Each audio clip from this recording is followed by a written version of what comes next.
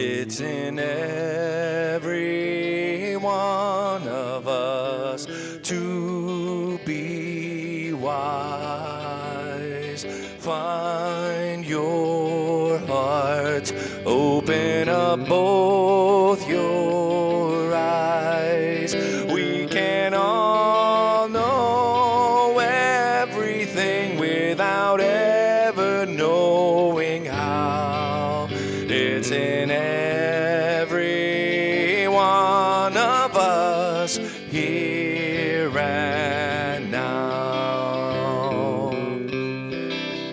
It's in every one of us to be free. Find your heart, open your eyes and see. We can all have everything without ever knowing why. It's in every one of us, you and I. It's in every one of us, you and I. It's in every one of us, you and I. Good morning, and welcome to live streaming at Unity Orlando. My name is Reverend Ronnie Kenney. I'm the assistant minister here, and we're very glad to have you with us this morning. You know, as we look out, I'm looking at the camera, but I've learned to look into that camera and see each and every one of you. So feel that connection with each other, because I can feel it with you, and we're really happy to have you join us today. Now, I want to let you know that we're working on whenever phase 2 arrives as to bringing you back, those who want to, into church safely at isolation pace. So we're aware of what's happening, we're working on it, and we are going to continue live streaming for forever. So until you feel safe, you can watch it from your home. So let's start now I'm going to say the opening statement and then have you join me. There is one presence and one power in the universe and in my life. God, the good, omnipotent. So now if you want to close your eyes and say it with me from right where you are. There is one presence and one power in the universe and in my life, God, the good, omnipotent. And so it is. Amen. So now we'll turn it back over to Brian as he can lead us in our joy songs, and you can sing from home if you care to.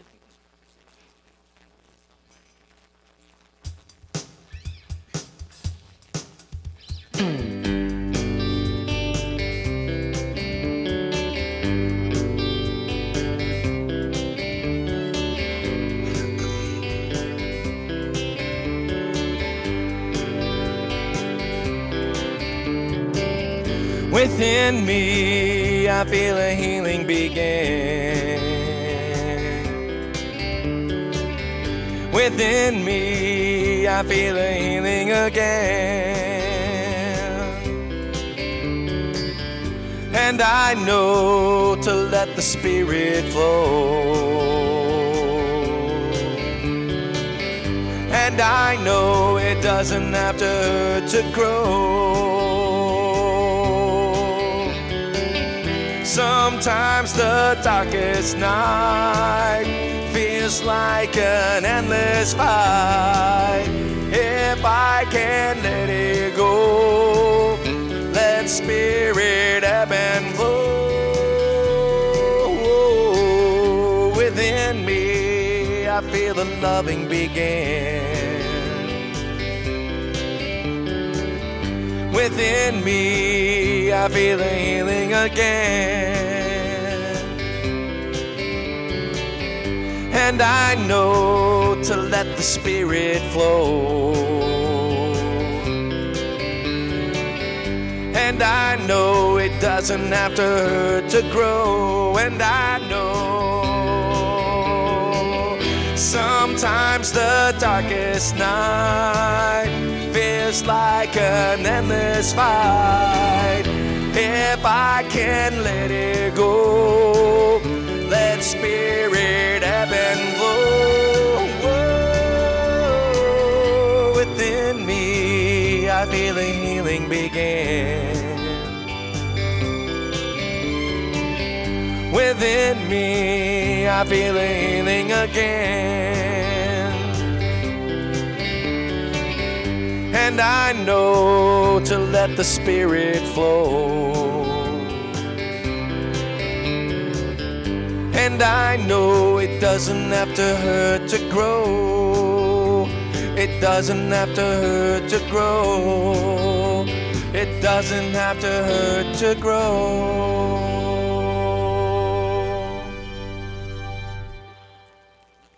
Thank you, Brian. That was great. It was hard not to sing, but it's Brian's time, not mine. So my talk title this morning is The Winds of Change. Now, I heard something last week on a very famous show on TV, but the words caught my ears. There is nothing more beautiful in the world than a heart that is changing. It was on a Hallmark movie, but I liked it. I backed it up. And I'm going to repeat it because I love it. There is nothing more beautiful in the world than a heart that is changing. So we have definitely had some winds of change come upon our land in the last 6 to 8 weeks since the first or middle of March, in the name of the coronavirus or COVID-19, for sure. We've had a lot of physical changes in our lives, social isolation and distancing, wearing masks and gloves whenever we go out, when we can go out, standing in line to get into Publix and to check out. And Costco and Joann's, oh my goodness. The restaurants have been closed except for takeout. I guess I didn't realize how much I like to eat out until I can't. The bars and the gyms are closed. They don't bother me. I don't do either one of those. And even churches, it's been very questionable. Can we have service? Should we have service? So there's been a lot of unrest, unsettling things that are happening. And then, of course, we're doing live streaming, which we're delighted now that we're doing it. But this is brand new to us and to a lot of churches. So we're very glad that this has come out of this. There are a lot of things that have been very difficult. There's been many people out of jobs, having to collect unemployment and going through all the process of signing up for that. The kids in school, even the little kids, are doing online school from home. And then, of course, there are the graduates, high school, even 8th grade, high school, college graduations. They've been canceled, and the proms. And these are things that we can't have a redo on. They're just going to miss it for the year. And it's hard. And then, as it gets a little closer to home and harder, the nursing homes, the hospitals are closed to visitors. And that's been difficult for people because, well, for a lot of reasons. In the nursing homes, a lot of these older folks just do not understand when they don't have visitors and why they can't. And a number of people in the homes and in the hospital have died without their loved ones around them. So it's been challenging. It's been difficult. Emotionally, fear has taken over a lot of people's lives. They've had to deal with fear, and it's being escalated. So these are unprecedented changes in our lifetime, and probably in everyone who's alive now in our lifetime. Now, in the past weeks, Reverend Bob and I have been talking and giving you ways to help deal with some of this, what we can do, our internal work. We've been doing our best to let us get through and handle these changes. We've all prayed, we've done our inner work, we've turned to Spirit, we've kept the high watch. But now, it seems, of course, there's going to be some more changes coming, and we're not exactly sure what that's going to look like. So, I wanted you to know, I went to the online dictionary to look up change. This is going to shock you, I know. Make or become different. Well, that's happened. We've been made to do things, and things have definitely changed. But then I went to the Revealing Word, which is a compilation of definitions, metaphysical definitions that Charles Fillmore put together, or it was put together from his works. And I looked up winds, and this was really cool. Life currents that come from within and surround the whole being. The executive power of mind clearing the way to higher states of consciousness. How about that? So the changes that we now have to handle are the kind of changes that are thrust on us. We don't have a choice. We can't do anything different. We have been ordered by the state or the county. And so we don't have any choice. The one thing we do have a choice on is how are we going to react to these things. Will we resist them? Will we fight them? Will we be upset and angry? Or will we see them as opportunities for growth? Or as Charles put it, clearing the way for higher states of consciousness. So let's talk just for a moment about what resistance might look like. It could and does look like blaming the governor, blaming the mayor, blaming the president, blaming the virus, blaming everybody for our life and the way that things are different now and that we can't do anything about it. Refusing to wear protective gear. I'm not wearing the mask. Nobody can tell me what to do. Or not being willing to stay inside. Walking around angry, again, like I said, and looking for someone to blame. Always looking out there for someone to blame. And then, of course, being so afraid of the virus that you can hardly function. I've talked to some people like that. So these are just a few ways that we can resist what we can't change right now. So most of the time, even when we choose to make a change in our lives, once we do, challenges are going to come up. And sometimes when those challenges come up, we question whether we should have ever done the change or not. So let's take the Israelites for an example. I'm going to read a little bit from Exodus 14, 10 to 13. And this was around the time when the Israelites were held in bondage in Egypt, and Moses came back to free them, and after all the plagues, the Pharaoh said, fine, leave, get out of here. And as soon as they left, he changed his mind, he grabbed his army, and they went chasing after the Israelites. And when Pharaoh drew near, the children of Israel lifted up their eyes and saw the Egyptians marching after them, and they were terribly afraid. And the children of Israel prayed before the Lord, and they said to Moses, I kind of think this is funny, but strange. Is it because there are no graves in Egypt that you have taken us away to die in the wilderness? Why have you dealt with us thus and brought us out of Egypt? Is this not the word we told you in Egypt, saying, let us alone that we may serve the Egyptians? For it would have been better for us to serve the Egyptians than to die in the wilderness. Have you ever made a choice to do something, and when things get bad, say, well, I never even wanted to make the change in the first place? I have. So the next words are, and Moses said to the people, fear not, wait and see the salvation of the Lord, which he will perform for you today. For the Egyptians whom you have seen today, You shall see them again no more forever. So if you saw the 10 Commandments, you know what happened to the Egyptians when the Red Sea came crashing down and killed them all. So the situation of resistance is a very human thing for us to do. Changes happen, even the ones that we ask for and we resist. We can stay there if we want, or we can choose to do it differently. We can choose to learn from the situation, to stop, even ask ourselves, why am I resisting this? And learn.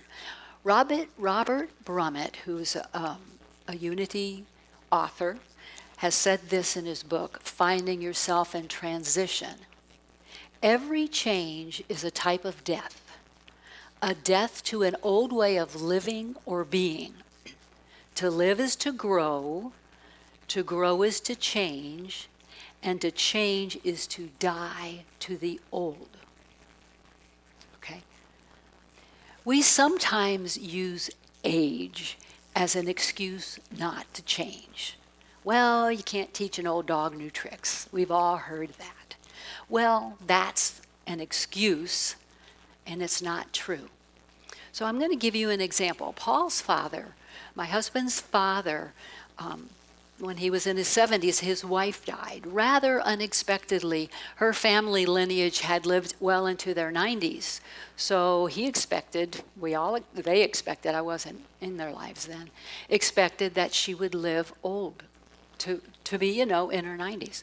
She got sick, she became ill, and she died. Now, Paul's father grew up and served in World War II as a pilot. So during those times, that's when men were taught to be good providers for their family. And he was a good provider. The nuances of being kind and gentle and sweet to his family, he hadn't quite learned them. So he was always kind of grumpy, and they wanted, when the kids called, they wanted to talk to their mom and not their dad. So when Jean died, it threw him for a loop. He was shocked. And Paul told me that before they had the funeral, his father walked him out to the car, and he was really mad. And he said to Paul, "Your mother snookered me. I was supposed to die first, not her." I'm sorry, I smiled because I know him. He was a great guy. "And she snookered me." And Paul looked at his dad and he said, "Well, Dad, I'm sure one day you and her will have a good conversation about that." And his father started to laugh. And from that point on, and I can't help but believe it was because Paul was there to support him. He was the only sibling that was in town to help his dad. His father made a change in his life. He became very grateful and very happy to be around people when he chose to be. I came into their lives about 1.5 years later, and he was always nothing but wonderful to me and everyone I met. So by his being willing to change, he did a total turnaround. That affected the quality of his life for the next 9 years until it was his turn to pass on. So we can make a change. Is it easy? Not always, but we can do it. So difficult, challenging times can be the impetus for us to be willing to do the inner work, to stop and ask again, why am I being so resistant? Is there something I can learn about myself, about the world, about the situation, and I can make a change or a shift? So just stop for a minute and think about our lives in the last couple of months. Life is slower for most of us. Some people are still able to work from home, so they can do their work. A few people can go into offices, but most of us are home. And if you're with your family, you've got a lot more time to spend with them. Hopefully, that's been good time. Some of us have lived alone, And then, of course, they have to rely on help to get supplies or to get them out, to call, to talk, or connect to them. But we have more time now. I have cooked more in the last 2 months than I've probably cooked in the last 5 years, to be honest. Laugh more, relax more, sleep more, get a lot of yard work done. Our yard looks better than it's ever looked. Clean out closets. I took the online class with Reverend Johannes, and she talks about decluttering your house. Well, I've been going from closet to drawers to all kinds of things, decluttering. And I've heard lots of people that have done the same thing. Getting up early, I hear the birds. The birds wake up before the sun does. So they start singing, and they sing to the sunrise. Those are wonderful moments that sometimes I'd see them before, but more often than not, I didn't. I've spent more time looking at my life, assessing it, forgiving people again, forgiving myself. Like I said, I took several classes and have taken a couple of classes online now that have helped me take another look at myself. What am I about? Now, it's important for us to remember that when we are in resistance, we can't hear spiritual guidance very well, if at all. We can't, because we've got these closed fists. There's no room for anybody to pour in anything to our hands. We're resistant, we're angry, we're shut off. When we can relax a little bit, trust more, be willing to be grateful, find things every day like I was just talking about, to be grateful for, you're much more open to hear guidance. A couple of weeks ago, well, I'll back up first. When this whole closed isolation time came in, I didn't go out and buy a bunch of toilet paper. I guess everybody else did. And I had some. But of course, by the time I thought, geez, maybe I better buy some, it was all gone. So for a little while, I was a little anxious, and I thought, nah, I won't. So we went online. We ordered some online. I relaxed and didn't think about it. Well, the time went by, and I'm watching the tracking, and it's supposed to be here. Oh, you're supposed to be here yesterday? Oh, sorry, we had to cancel your order. We'll give you credit back. So for a moment, it was like, and I said, nope. Actually, I said, nah. That's my favorite word for my grandson. Instead of saying no, nah, we're not going to worry about that. God is in charge. When I need toilet paper will show up. So we're driving home from church a couple weeks ago, and as we turned the corner to go onto 436, this thought popped into my head: stop at Aldi's. I've only been to Aldi's one other time in the whole time it's been open. So Paul pulled over, I went in, and guess what was there? Toilet paper. Bought a big thing of toilet paper and napkins. And I had actually forgotten until I saw them that I was almost out of napkins too. But again, when I realized that, my first thought was, because I didn't freak out, I have cloth napkins, of course. I'm good. Now, these are physical things. It was kind of fun to feel Spirit just fill me in on the little details. But something that I think is much more important, as I've been home doing whatever I'm doing, somebody's name, one of your name will come into my head, and I'll call you.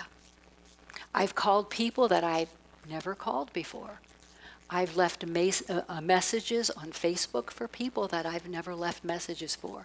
I've texted and emailed people, and it makes me feel good, and they are so happy to hear those connections that we're making with people now, deeper connections using the phone. I had an interesting experience just the other day that when I called someone to check on them, a friend who I've known, her first words were, "Hey, Ronnie, you guys doing okay?" I said, "Oh, sure." We were chatting for a few minutes. And then she told me that she had just had a conversation with her teenage daughter and said, with the technology today, when somebody calls you on the telephone, it's usually bad news. So when I called, she was thinking, uh-oh, wonder what's up. So I kind of like the fact that I can call people because it just feels more personal. So these connections that we've made are really important, and we don't want to forget them. So what do you want to do now? Do you choose to remember the good stuff that's come into your life as a result? Because there's lots of it. Write these things down. You might think you'll remember them, but you probably won't. The little things. The little things like who called me when and why they checked in and who brought me groceries. Or who called just to say hi. Write these things down. We've all gone through a lot of stuff together. And life-changing circumstances. Some of us have lost people recently. All of us have lost people in the past. These are challenging times to have to go through this by ourselves. I was texting with my youngest daughter the other day, and she made reference to the baby that she lost 3 years ago. She had a stillborn baby girl. And as soon as I read those words, all those feelings came right back up. This lump in my throat, the grief that I felt when that little baby girl died, and I got to hold her, and it was really, really tough. And so for a couple of minutes, I could feel that grief again and the sadness, and then a couple minutes, I did what I just told you. Nah, let's stop this now. And I turned within. I turned within to where our salvation is. I remembered who I am, and I remembered that God is within each and every one of us, which means that little baby girl, Sailor Ann, is right there too. We're connected. And I let it go. And it didn't take very long. Now, this was after having processed it 3 years ago. But what I'm saying is, like death, the changes that we're dealing with now have been forced on us. We didn't ask for them. When something's forced on us, it's easier to resist. And it's harder to accept when we don't have any choice in the matter. So these words from Psalm 23 come to my mind, verses 4 to 6. You'll know them. Yea, though I walk through the valley of the shadow of death, I will fear no evil, for thou art with me. Thy rod and thy staff, they comfort me. Thou preparest a table before me in the presence of my enemies. Thou anointest my head with oil. My cup runneth over. Surely goodness and mercy shall follow me all the days of my life, and I will dwell in the house of the Lord forever. The house of the Lord, the kingdom of God, is within us. So when we're going through a really tough time, it feels like a downward spiral, but there's an ebb and flow to it. You go in and you go, but when you're looking within, you come back out of it. You come up the other side. And it takes however long it takes to get through it. We've heard the little quip that says, if you're going through hell, just don't stop. Because it's when we stop in resistance that our help escapes us. So what can we do with the experiences that we've been through to help us with the changes that are going to happen? The ones that we don't even know exactly what they are. Well, the best way to deal with changes is to reach a place of acceptance. Here it is. I got to deal with it. Let's do it. Now, for some things, it's relatively easy to accept. For others, not so. But if you resist, if you stay in judgment and anger and no, I'm not going to do it, then you're going to suffer more, longer. So when we can reach a place of saying, here it is, and accept it, that doesn't mean we have to like it. but we do have to deal with it. If we can get there, move through it, take the learning through this whole thing. Be patient with yourself if this process takes longer than you think, okay? Because sometimes it does. Just be patient. Feel yourself, though, being willing and releasing it. And remember, your changing heart is beautiful. So here's a couple of things that you can remember to do during this time just to keep yourself in track. Make a list of the good things that you've learned. Make a list and decide to focus on the positive instead of the negative. Be willing to be uncomfortable with the changes. Now, I want you to fold your arms right where you are. Just cross your arms over. We've done this before. Look and see which hand has the fingers up and which has it down. Okay? Now do it the other way. Move your arms, cross them the other way. How does that feel? Now, I've had some people say, that's fine. For me, I want to go right back because that's more comfortable. This isn't a good or a bad thing. It just is. When we make changes, it'll usually feel uncomfortable till we do it enough that that's our new norm. So remember that as these changes come. And handle things as they arrive. Don't pre-worry about them. Because then you can turn within for guidance and you'll know what to do. So what I'm going to do now to end this talk this morning is I'm going to read you a short story. And then as soon as I finish reading it, we're going to go right into meditation. And this story is called Two Babies Talk in the Womb and Perfectly Explain God. In a mother's womb were two babies. One asked the other, "Do you believe in life after delivery?" The other one replied, "Well, of course I do. There has to be something after delivery. Maybe we are here to prepare ourselves for what's going to happen." "Nonsense," said the first. "There is no life after delivery. What kind of life would that be?" The second one said, "Well, I don't know, but there will be more light than there is here. Maybe we will walk with our legs and eat from our mouths. Maybe we will have other senses that we can't understand now." The first replied, "That is absurd. Walking is impossible, and eating with our mouths, ridiculous. The umbilical cord supplies nutrition and everything we need. But the umbilical cord is short. Life after delivery is to be logistically excluded." The second one insisted, "Well, I think there is something, and maybe it's different than it is here. Maybe we won't need this physical cord anymore."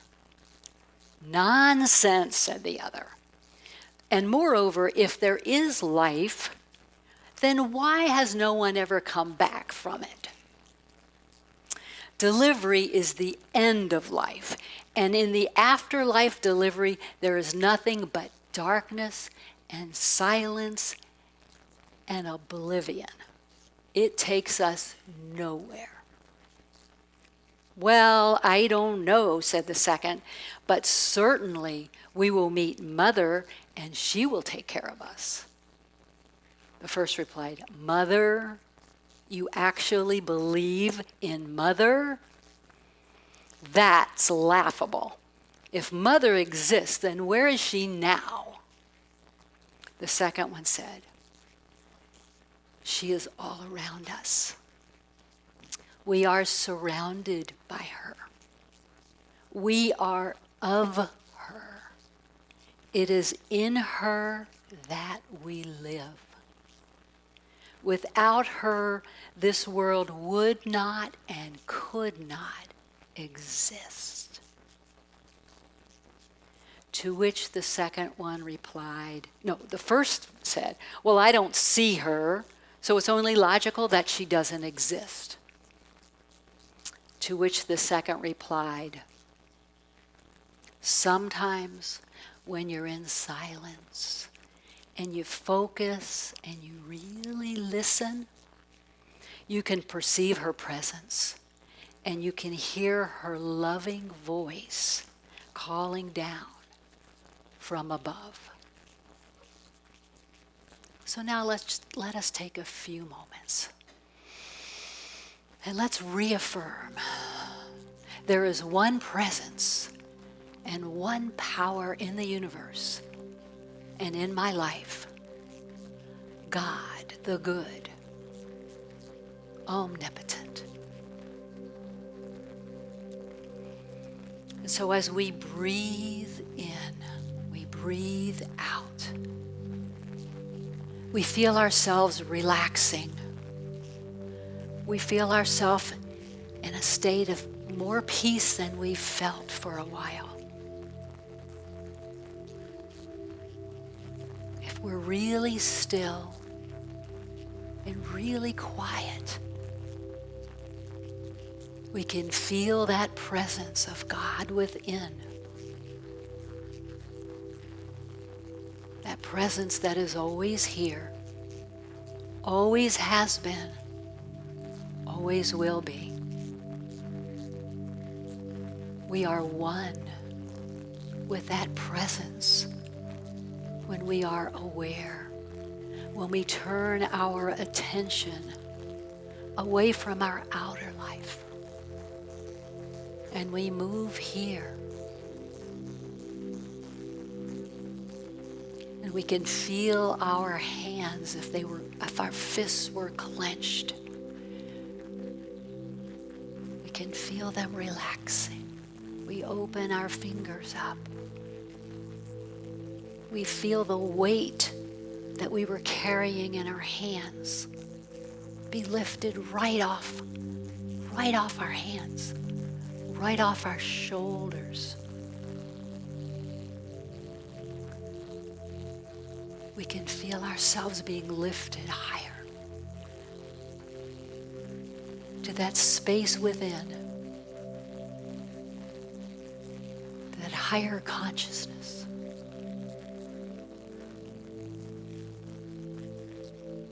The place where words don't express the peace.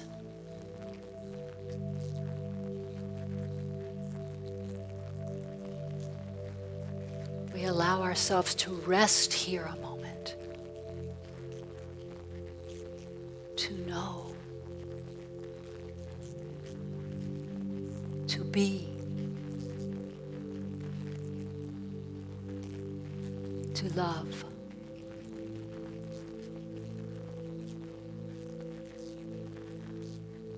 To be loved like never before.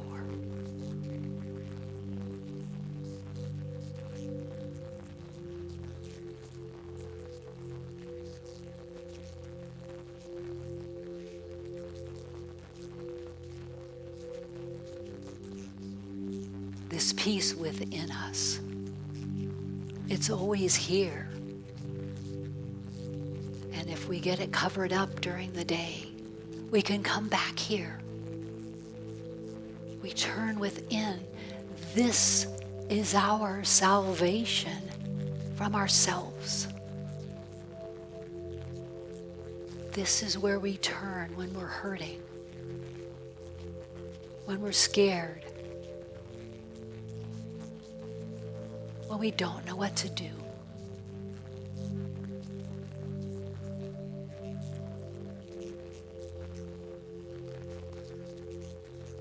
We rest here. We rejuvenate here. Our spirit is filled with the God presence that we are, that the truth of who we are is. And we can go back out into the world, renewed, refreshed.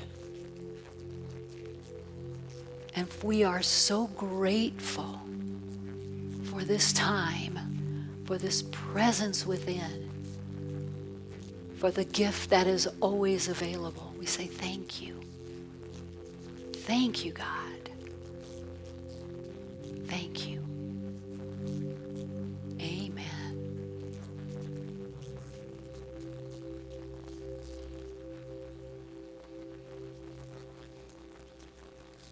And so now this is the time at our service that we take up the offering. If you were here, the ushers would take it, but since we're not, you're there.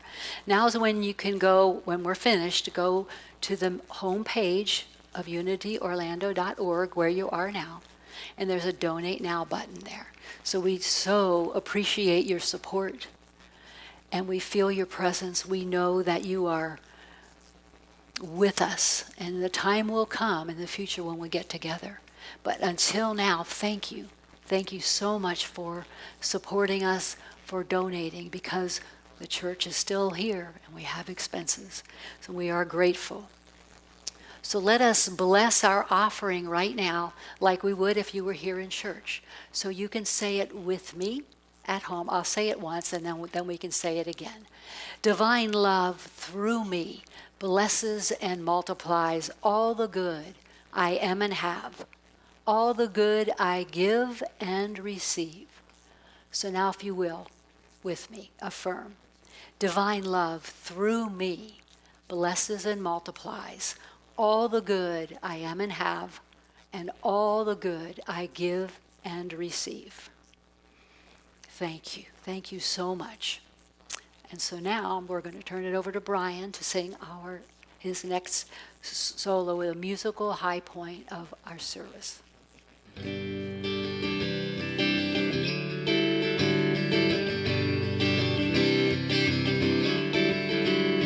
Heading out on a spaceship through the stars that shine so bright.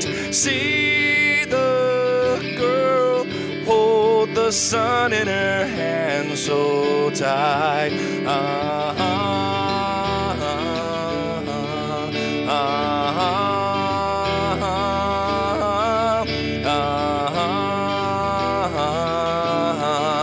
I see a change coming for you.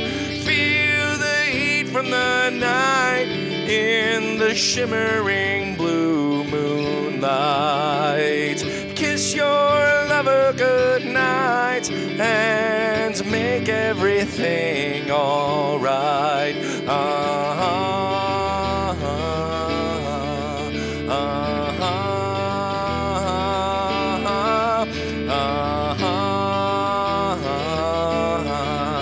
I see a change coming for you.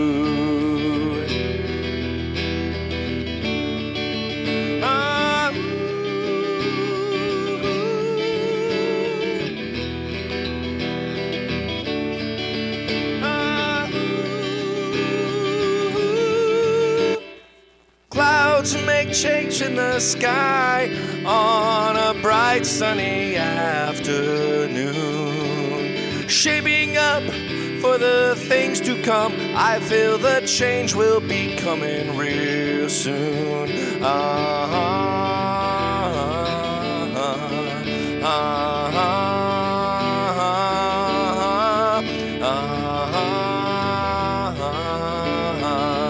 I see a change coming for you. I see a change coming for you. I see a change coming for you. Here it comes, here it comes, here it comes, a change for you. Here it comes, here it comes, here it comes.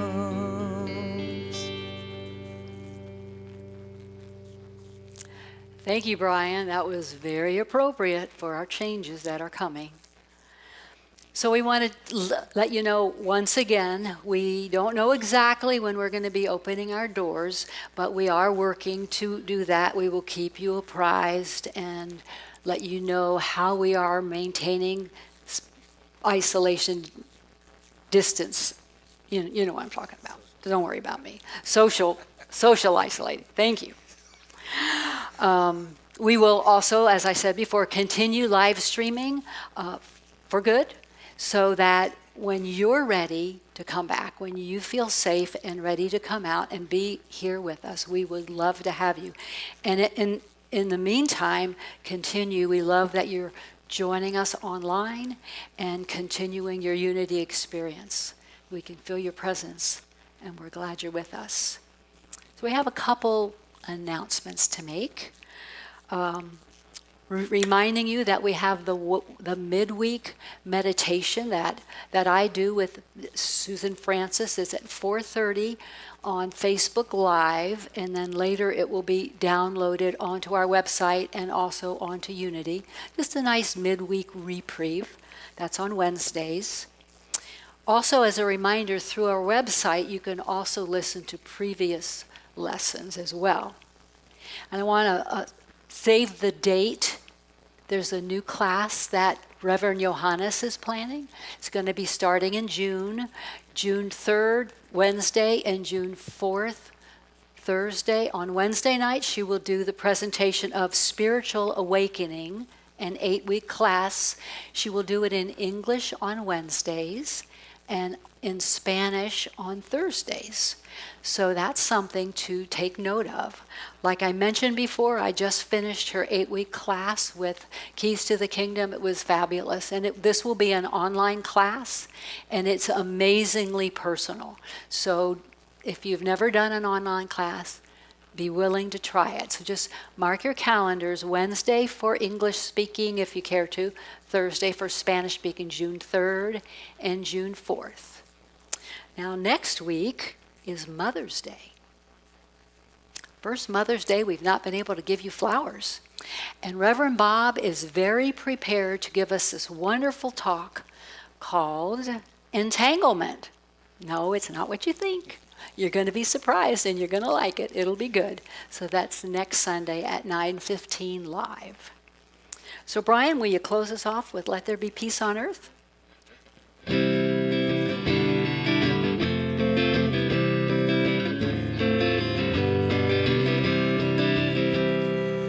Let there be peace on earth, and let it begin with me. Let there be peace on earth, the peace that was meant to be, with God as our Father, family all are we.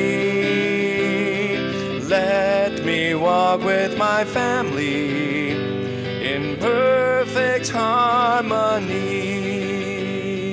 Let peace begin with me. Let this be the moment now. With every step I take, let this be my joyous vow, to take each moment and live each moment in peace eternally. Let there be peace on earth, and let it begin with me.